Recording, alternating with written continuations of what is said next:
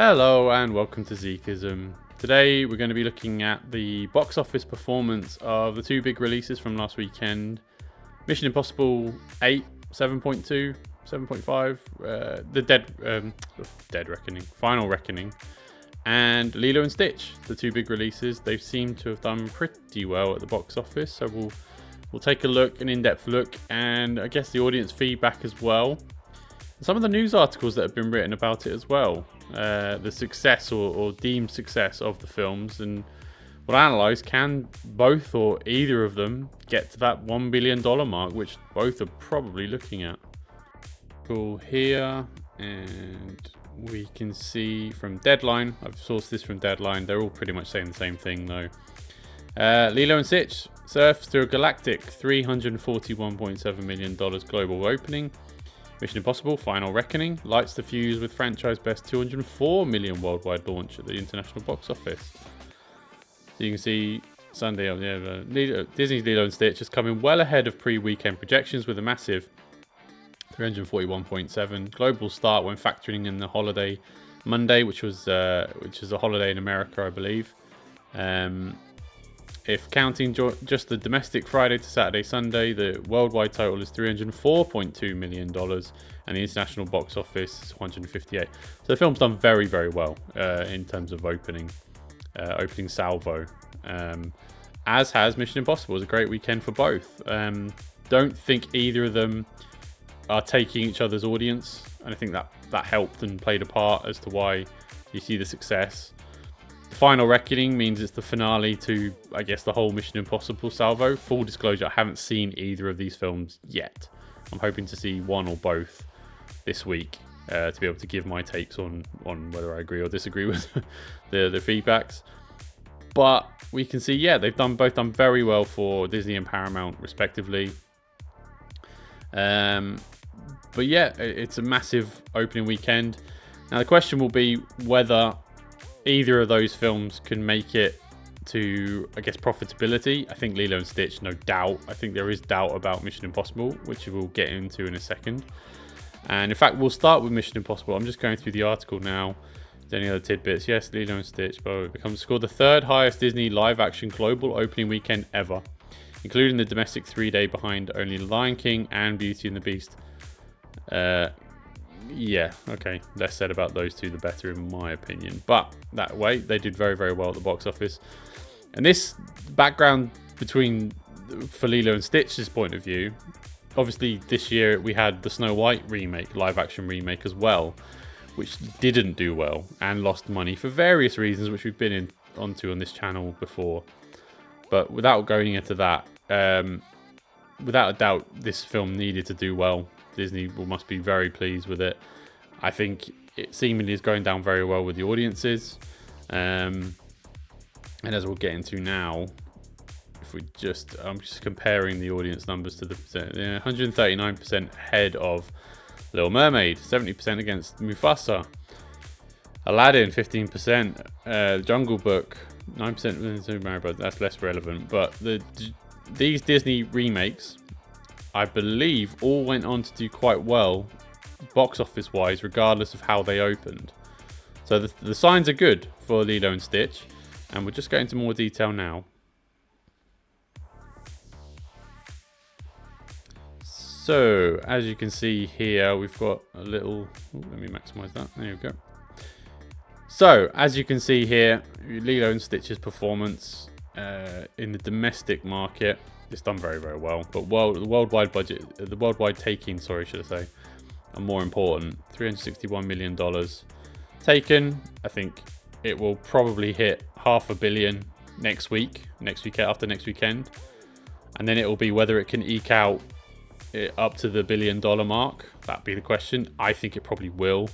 The only thing that might count against it, though, however, if we go to the Rotten Tomatoes, the critics did not like it, or didn't like it as much as the others. So critically, it didn't do that well as some of the others live action remakes. So that might count against it. I tend to think it probably won't. Speaking as a parent, It's whether the kids will like it and whether it's offensive to certain sensibilities. And so if it isn't doing any of that, I can see it eking out. I've heard something about the ending. I don't know what, and I don't know what context. I'll try to see the film myself to be able to judge that. But if word of mouth between parents is good, this should probably get to 1 billion, no problem at all. The cinema score for it is an A. It's a solid A, as you can see here. And yeah, I think the signs are good for Lilo and Stitch. Now, on to Mission Impossible. Now, with Mission Impossible, it's a bit of a different kettle of fish. Or, that might be a British terminology, but it's a bit of a different scenario. News articles all over the place saying how great it's doing. The Final Reckoning sets new franchise record, which is true. It's enjoyed $65 million, give or take. $65 million 3-day domestic haul. About an $80 million 4-day total. The Final Reckoning gets an A-, which is true. If you can see the cinema score, it did achieve an A-. And 80% of Rotten Tomatoes, that's true as well. If you compare it to the other Mission Impossibles, though, it is on the lesser side. Compared to the last, 4 releases, they were all in the 90s. So it has dropped a little in terms of the quality. Again, I haven't seen the film to be able to vouch for it. But if we dig deeper into the numbers, with regards to the reception to Mission Impossible, and compare, look, the budget alone, which you can see here, $400 million is what they're saying it will cost. Now, there's a bit of COVID in there. There's a bit of COVID costing taken into account there in terms of what it affected its budget, and it probably ballooned it quite significantly. I'm not aware of many or any reshoots budgeting that cost up. I'm not sure, but nevertheless, that's a very expensive film, and whether it can eke out is gonna. It's opened. Its worldwide box office currently sits at $204 million. You know it's unlikely that it's not going to drop week on week. In which case, if it's able to hold, it's still going to be a massive ask to come to profitability for this film. It probably needs to make close to $1 billion to even start to make money with that cost, because marketing, advertising, I would imagine there's a big uptake in terms of the money it makes on the back end with box office takings. Will go to probably Tom Cruise, probably some other producers. I don't know what the funding is. I think it was a co-production between Paramount and Skydance, so that's going to need to make quite significant money. And with an opening weekend of $64 million, it's not terrible, it's not great either. So I'm not saying they're wrong by saying that it's a franchise record. It is a franchise record, but not by much. Fallout was $61 million, and I think that, just through statistically alone, was a much more well-received film than this one seems to be.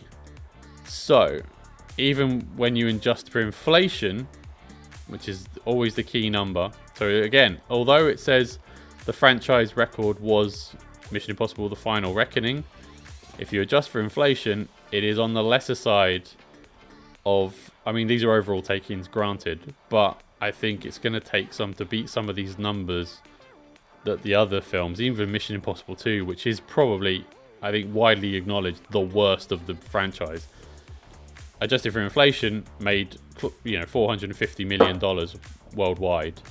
Oh, sorry, domestically. Worldwide, made 550. I think it seems to be front loaded. It's gonna take some. It's not impossible, but it's unlikely, especially with competition coming during the summer.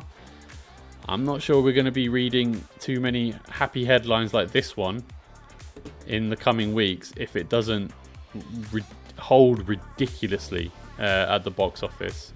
And that's a shame, because I think the Mission Impossible franchise is one that many people respect, many people love. I'm a big fan. I think the work that's done on them, they're really slickly, well made, with interesting storylines and story beats. I haven't seen this one, granted, to be able to judge whether it follows suit. And I can't even tell you if it's a proper finale or not. But at the same time, we are looking at a film that's going to take some to make profit. And considering Dead Reckoning, the part 1 of this double bill finale, didn't do massively well either. I mean, look, 500, that's actually more than I thought it did, to be fair. But at the same time, it's not like it's a runaway success, especially against a budget of nearly $300 million that they're saying. That's what they're saying it is. Yeah, I think we may be reading different headlines with this one. However, you have to adjust. These budgets here are very much the pandemic related budgets. I know it was hard for them to film these films. Nevertheless, I think although this is factually correct, it may be a little misleading in terms of just how well this film is doing. And I don't wish this film ill at all. I haven't seen it yet to be able to fully put my weight behind it, but I don't think, just from audience reception alone, we're looking at a bad film here, but we may be looking at a film that does not make money. Hope I'm wrong for sure, but let me know in the comments what you think. Have you seen either of these films, and have you seen what they're about, whether they live up to the billing, or whether do you think they'll eke out to a profit or a success in general? Let me know in the comments, and don't forget to like and subscribe. Thank you so much for your time. I appreciate it.